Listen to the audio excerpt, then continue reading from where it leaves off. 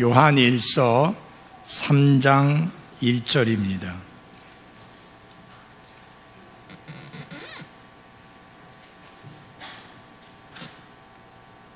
요한일서 3장 1절.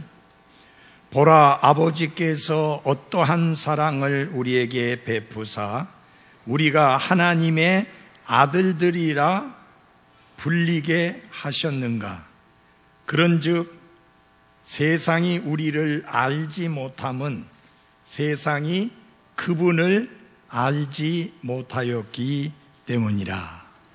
하나님 아버지, 우리가 하나님의 아들들이라 불릴 수 있는 이 영광스러운 특권을 얻게 해주신 하나님의 사랑과 은혜 그리고 긍휼로 인하여 감사를 드립니다. 하나님께서 독생자 예수 그리스도를 사랑하시듯이 우리를 하나님의 아들들로서 사랑하시며 은혜를 베푸시며 또 우리의 삶의 필요를 채워주시며 우리의 삶을 이끄시고 인도해 주심을 인해 감사드립니다. 사랑하는 주 안의 형제 자매들 가운데 아버지 하나님, 안정적인 직장 그리고 안정적인 수입이 필요로 하고 있는 가정들 있습니다. 하나님께서 헤아려 주시고 하나님의 풍성하고 넉넉하심에 어울리게 그 가정의 필요를 채워 주옵소서. 한두 번이 아니라 지속적으로 안정적인 수입이 있도록 하나님이 은혜를 베풀어 주옵소서. 무더운 날씨에 힘들게 일하시는 성도들 많습니다. 하나님 건강을 지켜주시며 안전을 지켜 주옵소서. 특별히 무더운 날씨에 대입 입시를 앞두고 씨름하며 공부하는 학생들, 하나님께서 특별히 기억해 주시고 건강을 축복해 주시어서 끝까지 잘 준비해서 실수 없이 마무리할 수 있도록 은혜 베풀어 주옵소서. 비록 입원의 치료를 받고 있는 것은 아니지만 지금 그 몸이 편치 아니하신 분들도 있습니다. 하나님 헤아려 주시고 그 연약함을 고치사 강건케 해 주옵소서. 또 입원 중인 동준이도 하나님 치료해 주시어서 빨리 깨끗이 나을 수 있어 정상적인 생활이 이루어지도록 은혜 베풀어 주옵소서. 예수님 이름으로 기도했습니다. 아멘. 앉아주시기 바랍니다. 본문에서 사도 요한은 우리의 신분을 가리켜서 하나님의 아들들이라 라고 말씀을 하면서 이 하나님의 아들들이라 불리게 된, 그렇게 일컬음을 받을 수 있게 된 것이 아버지의 사랑에 의해서다 라고 말씀합니다. 그래서 보라, 아버지께서 어떠한 사랑을 우리에게 베푸사 우리가 하나님의 아들들이라 불리게 하셨는가. 이 어떠한이라는 이 단어, 이 표현은요, 신약성이 기록된 그리스어에는 어떤 의미를 가지고 있느냐면요, 다른 나라에서 온 어떤 것, 혹은 이국적인 것, 그리고 이전에 경험하지 못한 어떤 것, 그런 의미를 갖고 있습니다. 따라서 이 구절은 우리에게 뭐라고 말씀하고 있느냐? 보라, 아버지께서 얼마나 이국적인 사랑을, 이전에 경험하지 못한 사랑을 우리에게 베푸셨는가라는 그런 의미로 이해할 수 있습니다. 그래서 오늘 오후의 제목은 이전에 경험하지 못한 사랑. 한번 같이 해볼까요? 시작. 이전에 경험하지 못한 사랑. 하나님의 사랑은 전혀 다른 세상에서 온 것입니다. 왜냐하면 그것은 이 세상에서 발견할 수 있는 사랑이 아니기 때문입니다. 이 세상에 살고 있는 사람들에게는 매우 낯선 그런 이국적인 사랑입니다. 근데 바로 하나님께서 그 사랑을 우리에게 베푸사 특별히 하나님의 아들들이라 그렇게 불리게 하셨다라고 하는 것입니다. 여기 하나님의 아들들이라고 하는 이 말씀은 무엇을 강조하는 거냐 하면은 출생을 강조하는 것입니다. 그래서 2장 29절에 보면은 어떤 말씀이 나오느냐 하면은 그분에게서 2장 29절 그분에게서 난 줄을 아느니라 라는 하나님에게서 났다고 하는 말씀을 하고 있는데 바로 3장 1절에서 하나님의 아들들이라는 표현을 통해서 우리는 이 신분을 어떻게 얻게 되었느냐, 노력을 통해서 수고를 통해서 내 공로를 통해서 얻게 된 것이 아니라 출생을 통해서 얻게 되었다. 그러면 이 출생은 어떤 출생을 말합니까? 처음에 아담 안에서 이 땅에 태어난 그 출생 가지고는 하나님의 아들들이 될 수 없습니다. 다시 태어나야 합니다. 그래서 우리는 그리스도 예수님 안에서 다시 태어남으로 말미암아 하나님의 아들이라고 하는 그런 특권을 가지게 되었습니다. 그래서 우리가 하나님의 아들이라고 하는 신분을 가지고 있을 뿐만이 아니라 하나님은 우리를 그렇게 불러주실 뿐만 아니라 실제로 하나님은 우리를 아들로 대우하십니다. 그래서 하나님은 우리를 아들로 부르시는 호칭만 아들이라고 부르는 것이 아니라 실제로 우리를 아들이라고 그렇게 인정하시고 대해 주신다고 하는 사실입니다. 그러나 우리가 하나님의 아들이 되었지만은 믿지 않는 세상은 우리가 하나님의 아들이라는 이 사실에 대해서 이해도 하지 못하고 알지도 못합니다. 아니 저가 사람이 돼가지고 어떻게 하나님의 아들이라고 말하느냐? 세상이 알 길이 없어요. 그 이유는 왜냐? 그들이 하나님을 알지 못하니까. 하나님의 아들이라고 하는 이것도 또한 알 수가 없는 겁니다. 그래서 우리가 조금 전에 읽은 3장 1절에 말씀했잖아요. 그런즉 세상이 우리를 알지 못함은 세상이 그분을 알지 못하였기 때문이라. 세상이 하나님을 알지 못하니 그분의 자녀된, 그분의 아들된 하나님의 아들들도 세상은 알 수가 없는 것입니다. 그러므로 사랑하는 여러분, 구원받은 그리스도인들로서 우리가 하나님의 아들들로 이렇게 불림을 받는데, 일컬음을 받는데, 그렇게 인정을 받는데, 이렇게 하나님과 맺고 있는 이 특별한 관계를 믿지 않는 세상이, 사람들이 이해하기를 기대할 수가 없습니다.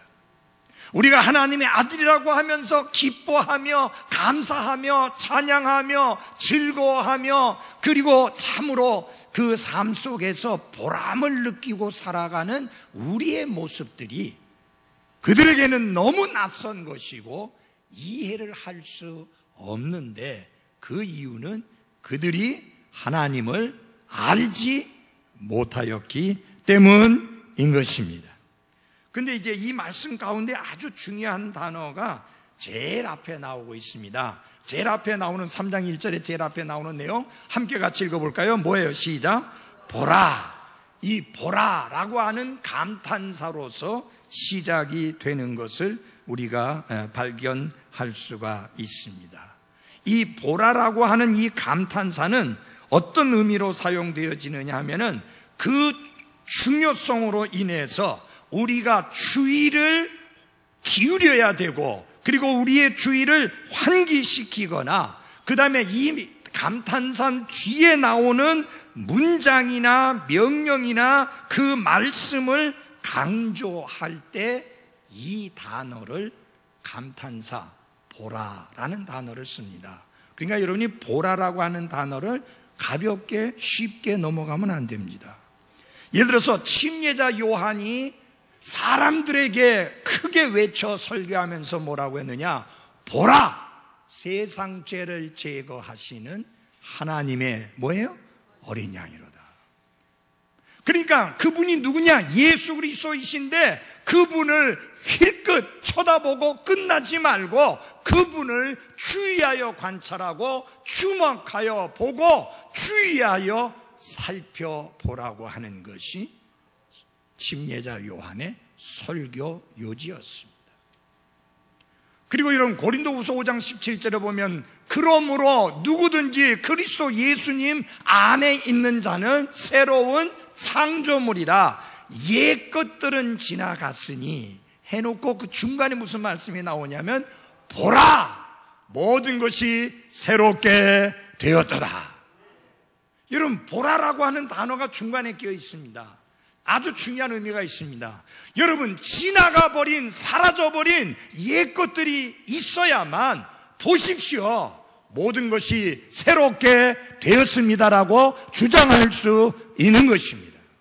나는 여러분에게 묻습니다. 분명히 여러분이 그리스도 예수님 안에서 새로운 창조물 된 거 맞습니까? 그리고 지나가버린 사라져버린 옛 것들이 있습니까? 여러분 술 먹고 담배 피고 그리고 헛되고 무익하고 무절제하게 살던 삶, 그것은 구원받기 이전의 삶이요 그것은 반드시 사라져야 될, 지나가야 될, 없어져야 될 옛것에 속한 사는 것이라는 사실을 잊어서는 안 됩니다. 그리고 뭐라고 고백할 수 있어요? 보라! 보라! 모든 것이 새롭게 되었더라. 여러분 왕창 깨 부숴버린 것이 있어야 새로 지은 건물을 보시면서 보십시오 달라졌습니다 라고 할 수 있는 거예요. 여러분 깨 부수기 전에 새로 지을 수는 없어요. 우리가 이거 건물 새로 지은 거 아니에요. 있는 건물에다 2층 올린 거예요. 얼마나 복잡하고 얼마나 힘든지 몰라요. 막 확 깨 부수고 2층 그냥 바로 세우면 너무 쉬운데 그렇지 않으니까 밑에서 예배 드려야 되니까 수요일 날 되면 그냥 청소 해놨다가 또 토요일 날 되면 또 엉망되니까 또 청소했다가 그래 놓으니까 보통 불편한 게 아니에요. 그래서 다른 분에게 이거 새로 지은 겁니다 소리를 못해요. 왜냐하면 깨 부숴버린 게 없었잖아요.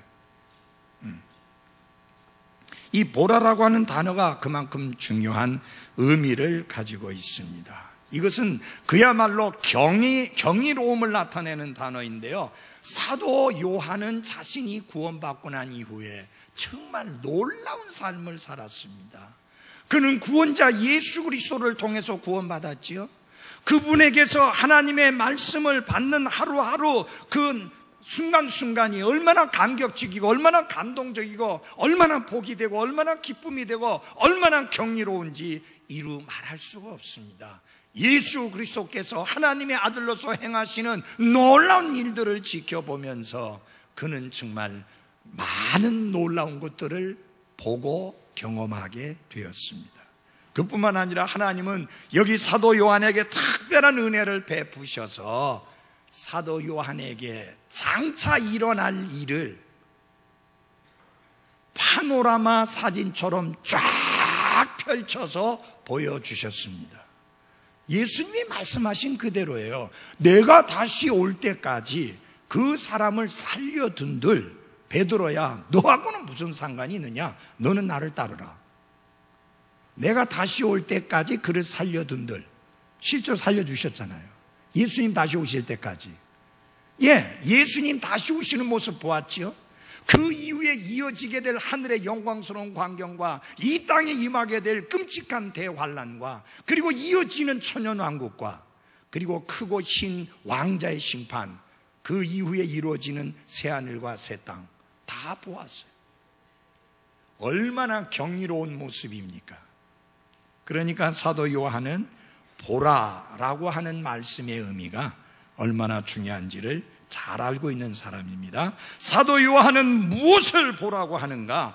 아버지께서 어떠한 사랑을 우리에게 베푸셨는지 보라. 그분의 사랑의 방식을 보라. 하나님의 사랑의 방식은 사람들의 사랑의 방식하고는 근본적으로 다릅니다. 그래서 사도 요한은 여러분과 저에게 보라! 하나님이 어떤 방식으로 우리를 사랑하셨는지, 그분이 우리에게 어떠한 사랑을 베푸셨는지 보라! 라고 우리에게 촉구하고 있습니다. 자, 오늘은요, 우리가 구원받기 전에는 전혀 알지도 못했고 알 수도 없었고 경험도 하지 못한, 이전에 경험하지 못한 그 하나님의 사랑에 대해서 좀 더 구체적으로 말씀을 나누고자 합니다. 자, 여기 3장 1절을 우리 한번 같이 읽어보겠습니다. 시작. 보라, 아버지께서 어떠한 사랑을 우리에게 베푸사 우리가 하나님의 아들들이라 불리게 하셨는가. 하나님께서 어떠한 사랑을 우리에게 베푸셨는가. 그리고 하나님이 베푸신 사랑은 우리에게 어떤 결과를 가져오게 되었는가. 자세히 주의하여 멈추고 머물러 살펴보고 그 비밀을 파고들고 그것을 비교해보고 그것을 주의하여 살펴라 라고 이렇게 권면하고 있는 것입니다. 이 말씀을 통해서 세 가지를 말씀을 드리고자 합니다. 첫째, 누가 우리를 하나님의 아들들이라 부르는가 하는 것입니다. 보라, 우리가 하나님의 아들들이라 불리게 하셨는가 했는데, 어떻게 해서 하나님의 아들들이라고 하는 이 황태자의 칭호가 나와 여러분에게 주어지게 된 것인가?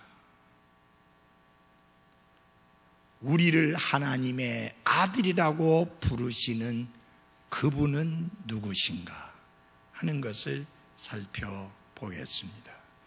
그 첫째 하나는 성부 하나님께서 친히 우리를 아들들이라 이렇게 불러주십니다. 하나님 아버지께서 우리들을 향해서 하나님의 아들들이라고 부르시고 우리를 아들들로 대하신다라고 하는 사실입니다.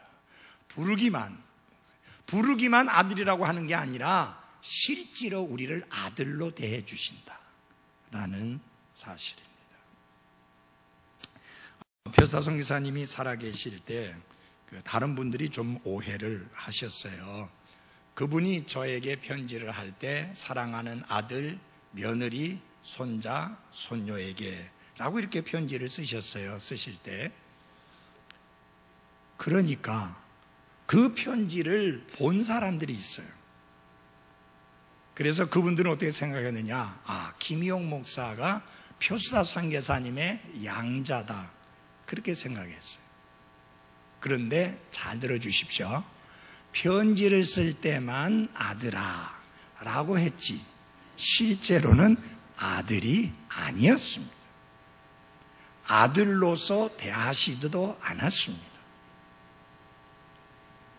그 아들의 의미는 사도 바울이 디모데에게 내 아들아, 내가 극진히 사랑하는 아들아 할 때와 똑같은 그런 의미입니다.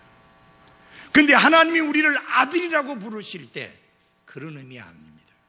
실제로 우리를 그분의 아들로 삼아 주셨습니다. 그리고 우리를 그렇게 부르십니다. 그리고 우리를 그렇게 대해 주십니다.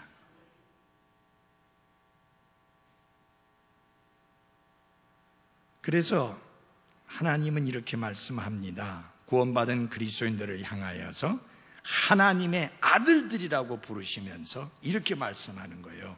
너희에게 아버지가 되고 너희는 내 아들, 딸이 되리라. 주 곧 전능자가 말하노라. 전능하신 하나님이 너는 나에게 아들이 되고 너는 나에게 딸이 되리라. 나는 너에게 아버지가 된다.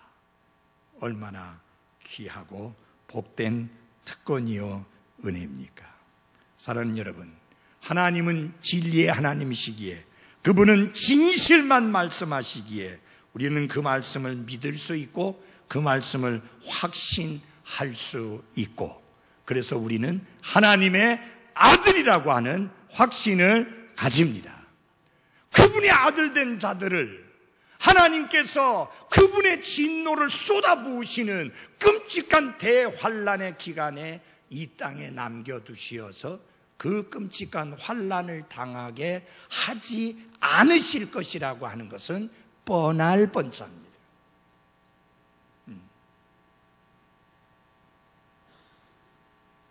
하나님은 그분의 아들 된 자들을 정확하게 아십니다. 그래서 예수님이 경고하신 말씀 중에 나더러 주여 주여 하는 자마다 다 하늘의 왕국에 들어가지 못할 것이다 라고 말씀하므로, 내가 아버지 아버지 한다고 해서 하나님이 아버지가 되는 게 아니라 하나님께서 우리를 복음과 성령으로 다시 태어나게 하셔서 그분의 아들 된 자들만 하나님이 아들이라고 부른다고 하는 사실입니다. 그래서 그가 누구이든지 간에 다시 태어난 거듭남의 경험이 없이는 어느 누구도 하나님 앞에서 하나님의 아들이라 하는 권능을 가질 방법이 없습니다. 요한복음 1장 12절에 보면은 받아들이는 자, 곧 그분의 이름을 믿는 자들에게는 하나님의 아들이 되는 권능을 주셨다라고 했습니다. 다시 말하면 하나님이 주시는 게 하나님의 아들로서의 권능입니다. 누구에게 그걸 주는가? 말씀과 성령님의 역사를 통해서 다시 태어난 사람들에게, 거듭난 사람들에게 아들의 권능을 주십니다. 그렇지 않은 사람은 목사이든 집사이든 주일학교 교사이든 찬양대원이든 상관없이 절대로 다시 태어나지 않은 사람은, 거듭나지 않은 사람은, 죄들을 사함받지 못한 사람에게는 하나님의 아들이라고 하는 권능을 주지도 않고 부르시지도 않습니다. 자, 이제 묻습니다. 여러분 하나님의 아들 맞는가요? 그 권능 받은 거 맞아요?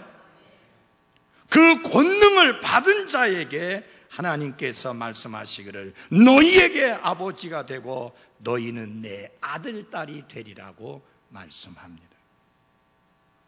두 번째로, 아버지 하나님만 그러는 게 아니라 예수님 성자 하나님께서도 우리를 아들이라고 부르시는 거예요.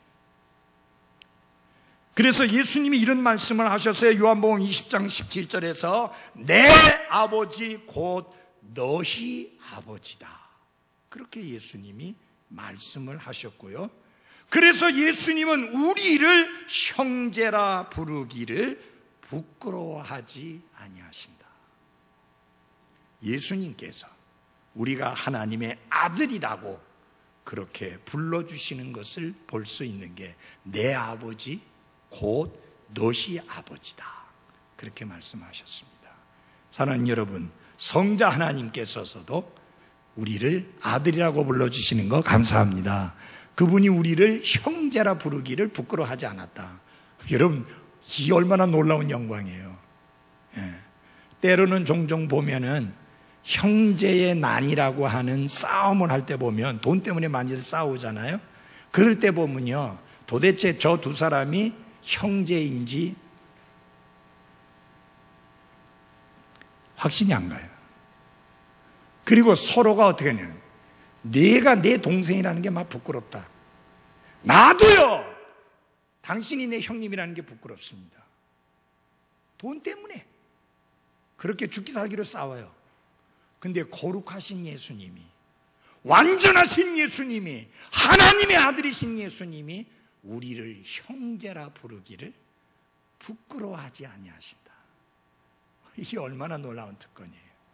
여러분, 왜 그렇게 부르기를 부끄러워하지 않습니까? 하나님의 아들로 다시 태어났기 때문에 그렇습니다.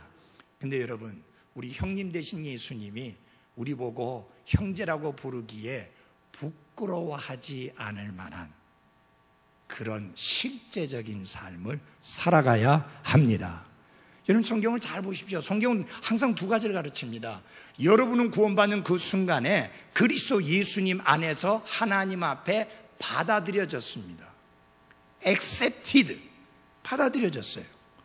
근데 그것만 있는 것이 아니라 성경은 또 무엇을 가르치고 있느냐면 하나님께서 받으실 만한 거룩한 희생물로 드려라. 사도 바울은 하나님께서 받으실 만한 삶을 살기를 힘쓰노라, 그렇게 말씀하고 있습니다. 여러분, 신분상으로는 우리는 그리스도 안에서 하나님 앞에 받아들여졌습니다. 영원히 받아들여졌습니다. 그래서 그 신분은 걱정하지 않아도 돼요.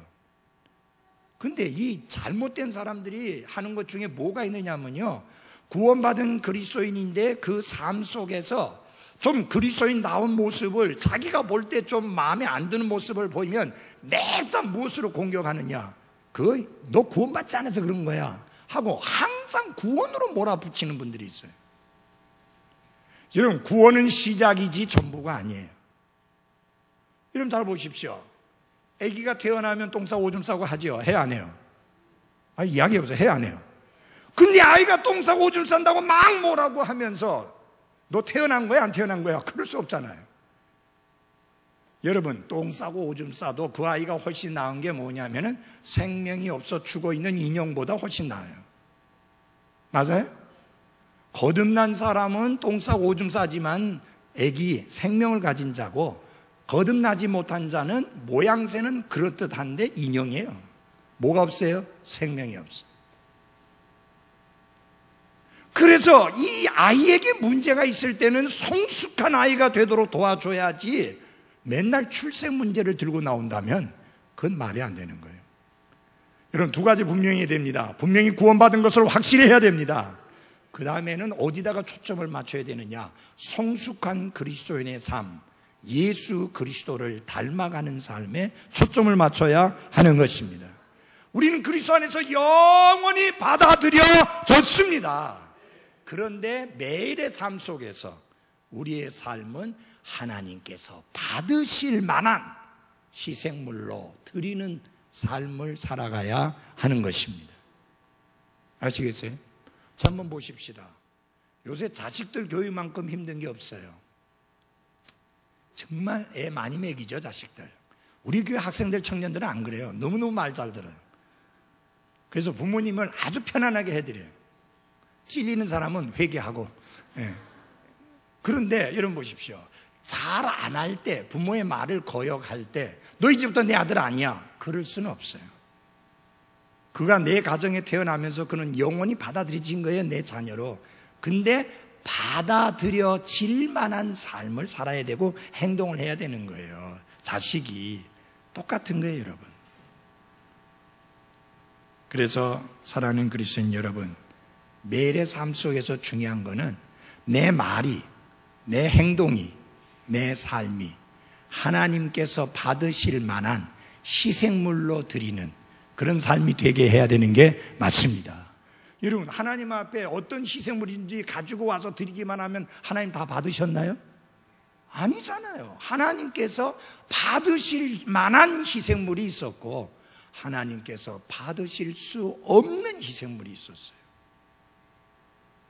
그래서 로마서 12장에서 사도 바울이 가르치고 있는 것은 뭐냐, 여러분들 구약 성경 기억하고 있지 않습니까?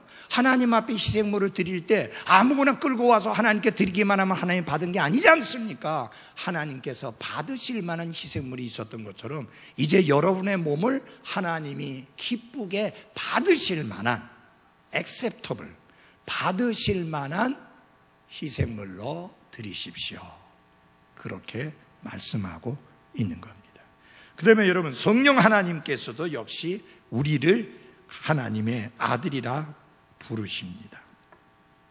성령께서도 천국의 모든 상속자들 속에 거하시면서 그들을 하나님의 아들들이라고 부르시는데, 그분은 우리 영으로 더불어 우리가 하나님의 자녀라고 하는 것을 증언해 주십니다.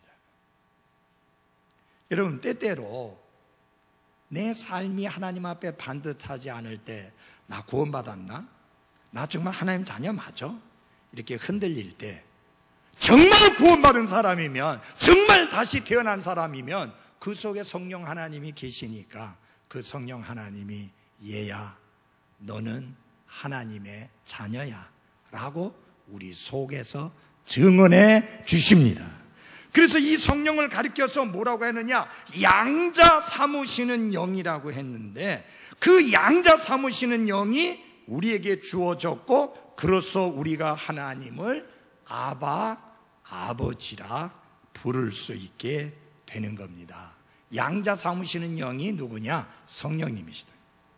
이 아바라고 하는 말은 라틴 말이에요. 아버지라고 하는 뜻이에요. 아빠라는 뜻이에요. 하나님을 향하여 아빠, 아버지라고 부를 수 있도록 성령 하나님이 우리 속에서 증언해 주신다. 그러니까 여러분 감사하지요? 하나님 아버지께서 우리를 아들이라고 불러주시고, 성자 하나님께서 우리를 아들이라고 불러주시고, 성령 하나님께서 우리를 아들이라고 불러주십니다. 하나님 아버지 눈에 보이지 않잖아요. 성자 하나님은 눈에 보이셨는데 그분도 하늘나라 가셨어요.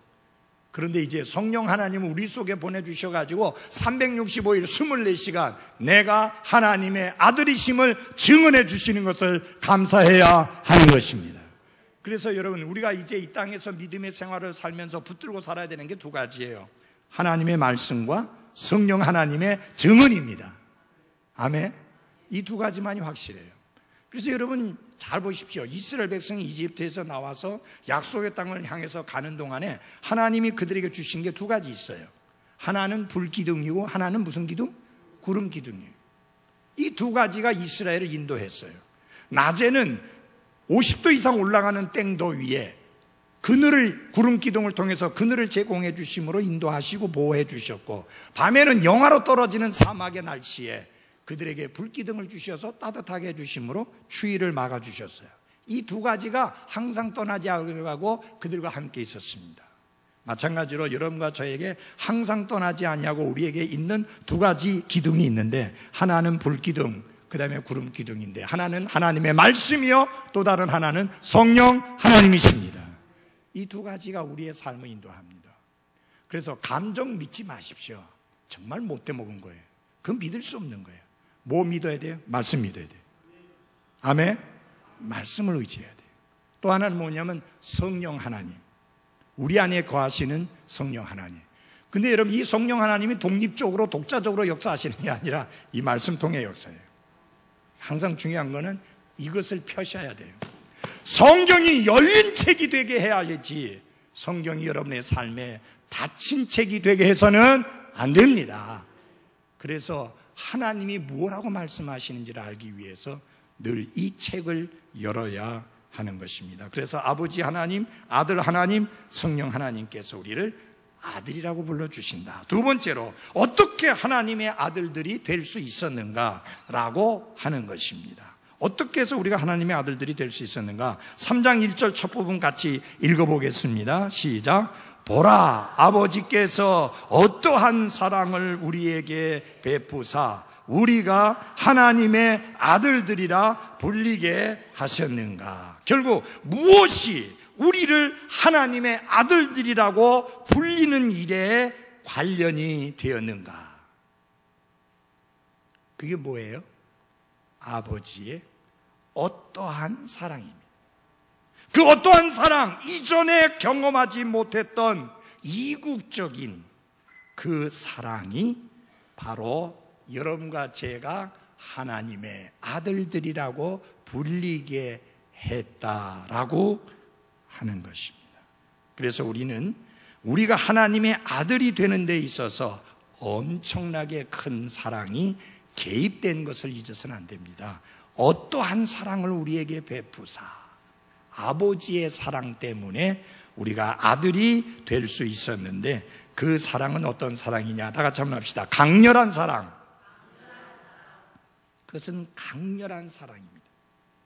하나님의 아들로 불리도록 우리에게 은혜를 입혀주신 그것은 강렬한 사랑인데, 그것보다 더 높은 차원의 사랑은 없습니다. 만일 우리에게 잘못을 행하고 우리를 멸시하고 우리의 권위를 모독하는 사람에게 너는 지금 이 순간부터 내 아들이 될 것이다 라고 말한다면 얼마나 특별한 사랑입니까? 만일 우리가 원수를 받아들이면서 너는 내 아들이 될 것이다 라고 한다면 우리의 마음에 어떤 사랑이 있어야 할까요? 강렬한 사랑이 아니면 절대로 그것이 가능하지 않습니다. 그런데 여러분, 우리가 그런 일을 했다 하더라도 그거는 대단한 게 아니에요. 왜냐하면 우리 자신이 그렇게 대단한 존재가 아니기 때문에, 우리가 원수에게, 우리의 마음을 상하게 한 사람에게 용서해 주면서 내가 너를 아들로 대할 것이다 라고 했을 때 그게 대단한 게 아닌 이유는 우리 자신이 대단한 사람이 아니기 때문이다. 근데 여러분, 무한하신 하나님, 전능하신 하나님, 위대하신 하나님, 그 크신 하나님께서 비록 내가 진노의 자녀였지만 내가 너를 취하여 내 아들로 삼는다 할 때 그것은 정말 강렬한 사랑이 아니고서는 불가능하다라고 하는 것입니다. 우리가 받은 사랑이 이전에 경험하지 못한 그 사랑, 무슨 사랑이냐? 강렬한 사랑을 받았다. 그 다음에 그 사랑은 과분한 사랑이에요. 그 어떤 사람도 하나님의 아들이 될 만한 자격을 갖추고 있는 사람이 하나도 없습니다. 아무리 신실하게 섬긴다 할지라도 종을 아들로 만들어주지는 못합니다. 그런데 하늘의 왕가의 황태자로 우리를 인정해 주시고 우리를 아들이라고 부르시는 혜택을 베푸셨으니 그것은 과분한 사랑이 아닐 수가 없습니다. 여러분 잊지 마십시오. 우리 모두 하나님께로부터 분에 넘치는 과분한 사랑을 받은 것을 잊지 마십시오. 그래서 이 사랑이 이전에 경험하지 못한 그런 사랑인 것입니다. 우리가 과분한 사랑을 받았다. 하나님의 원수였고 하나님을 부인하는 자였고 하나님을 대적하던 자였고 하나님의 뜻을 저버리고 멋대로 마음대로 살아가던 우리들을 용서하시고 깨끗게 하시고 구원해 주시고는 그 다음에 우리를 갖다가 아들이라고 불러주시니 이 사랑은 정말 과분한 사랑이 맞습니다. 맞아요? 네, 정말 과분한 사랑이에요. 저도 사람에게서 참 과분한 사랑을 많이 받았습니다. 특별히 지금 돌아가시고 나니까 더 생각나는데 표사성 리사님한테 정말 과분한 사랑을 받았습니다. 그분이 저를 그렇게 사랑해야 될 아무런 이유도 없었고 아무런 조건도 없었습니다. 그분은 미국 사람이고 나는 한국 사람입니다. 자신이 이미 입양한 아들 폴과 딸 케이가 있었습니다. 그럼에도 불구하고 제가 중학교조차도 갈 수 없는 상황 속에 있을 때 제가 공부할 수 있도록 학비를 대주셨고 또 검정고시 통해서 고등학교 들어갈 수 있는 자격을 얻었지만은 학비가 없을 때 또 공부할 수 있도록 학비를 대주셨고 길거리에 나앉아야 될 상황 속에 오갈 데 없는 우리에게 또 머물 수 있는 집을 제공해 주시어서 생활할 수 있게 했고 일할 수 있는 일을 주셔서 먹을 수 있게 해주신 것 정말 과분한 사랑이었습니다.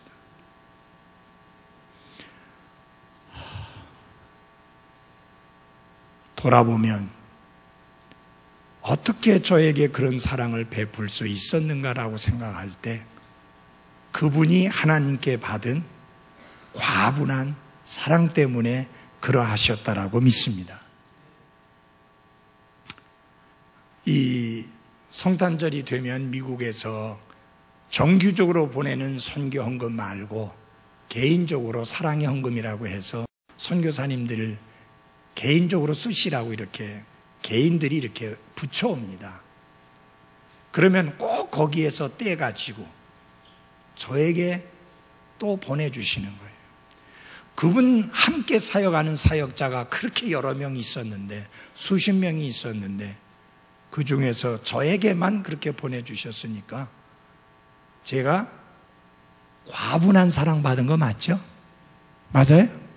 한 번은 불러서 갔더니 야, 너 그 슬라이드 프로젝터 환등기 필요하냐? 라고 물어서 아예 필요하죠. 그런데 한 번도 안 쓴 환등기인데 이거 갖다가 써라 그러는 거예요. 그러면서 뭐라 그러냐면 이거 너한테 주는 게 아니고 빌려주는 거다 그래요. 언제까지 빌려주시는데요? 그러니까 Until he comes back.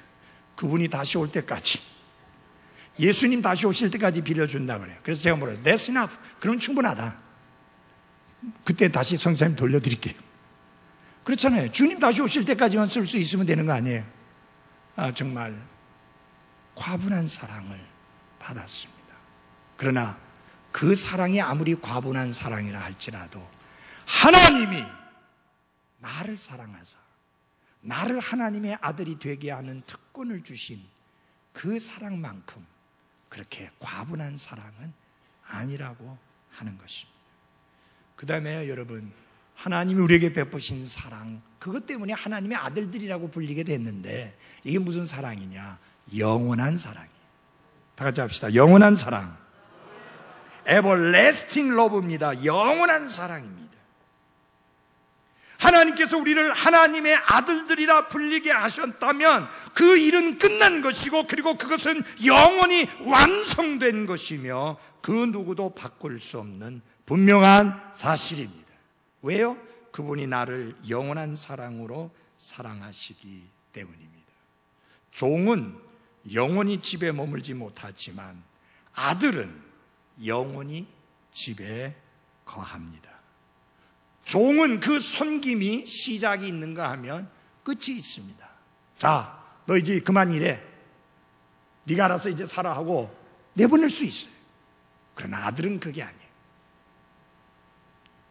하나님께서 우리를 사랑하시되 영원히 사랑하시니 우리가 받은 사랑이 그 사랑이다. 영원한 사랑. 여러분, 강렬한 사랑을 받았습니다. 과분한 사랑을 받았습니다. 영원한 사랑을 받았습니다. 그렇다면 이 사랑을 받은 우리가 나타내야 될 사랑은, 보여줘야 될 사랑은 똑같이 강렬한 사랑이어야 되고, 좀 지나치다고 할 정도로, 과분할 정도로 좀 베풀고 한결같은 사랑으로 우리는 사랑하는 그리스도인들이 돼야 하리라고 믿습니다. 마지막으로 누구를 하나님의 아들들로 불리게 하셨는가 하는 것입니다. 첫째, 저는 여기서 좋은 게 하나님이 사람들의 차별을 두지 않으셨다 하는 거예요. 누구든지 회개하고 예수님을 구원자와 주님으로 받아들여 말씀과 성령의 역사로 다시 태어난 사람들은 남자든지 여자든지 있는 자이든지 없는 자이든지 배운 자이든지 못 배운 자든지 간에 상관없이 그들 모두를 하나님의 아들들이라고 부른다는 이 사실이 너무 감사합니다. 몸이 불편하신 분이든 건강하신 분이든, 피부가 하얗던 검던 상관없이 하나님은 구원받은 모든 사람들을 하나님의 아들들이라고 이렇게 불러주시니 정말 이 은혜가 놀랍잖아요.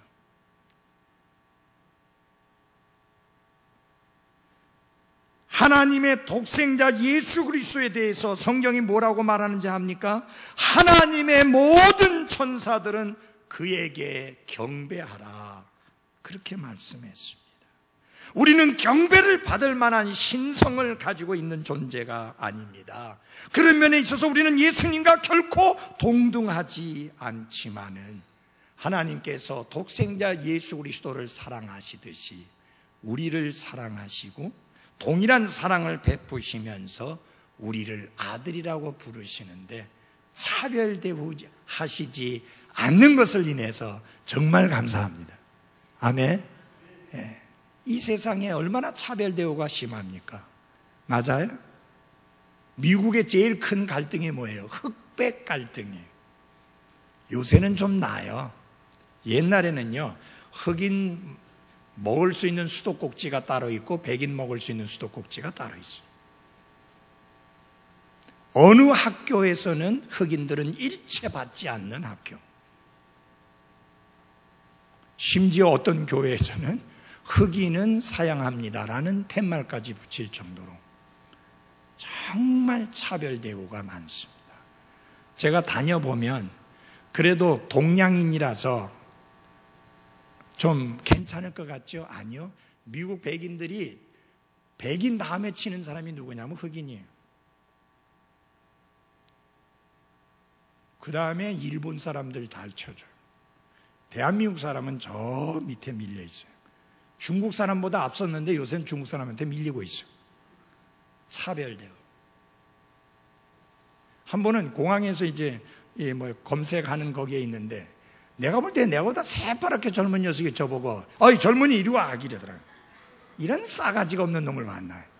아니 아무리 쳐다봐도 내가 지보다 나이가 많은 줄로 뻔히 알 텐데 그거 왜 그래요? 동양인이라 그런 거예요.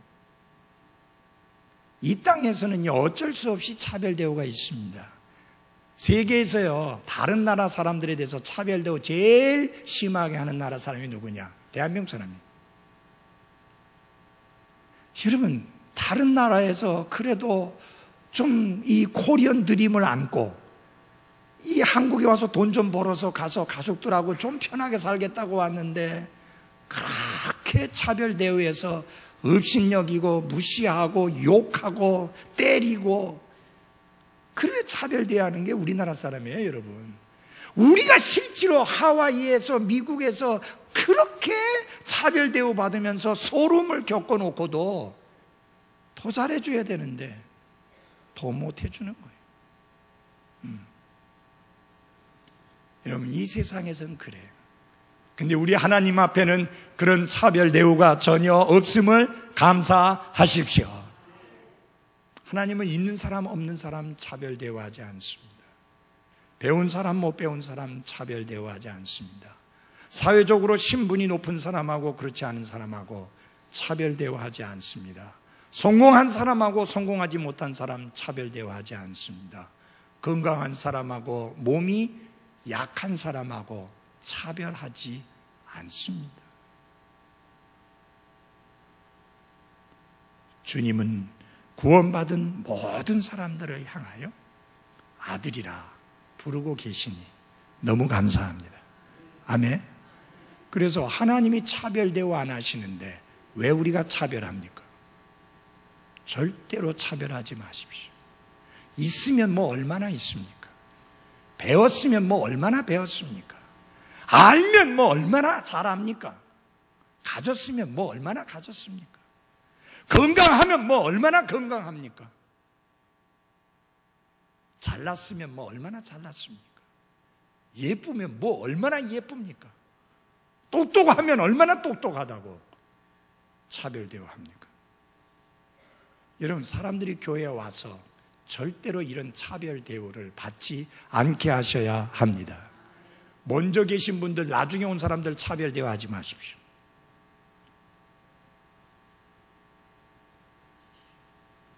예, 정말입니다. 처음 오신 분도 우리와 오랫동안 있던 분처럼 그렇게 대해주시기를 힘쓰시기를 바랍니다. 물론 여러분들 노력하고 있는 줄 아는데 조금 더 하십시오. 마지막으로 하나님이 죄인들을 구원하셔서 깨끗게 하셔서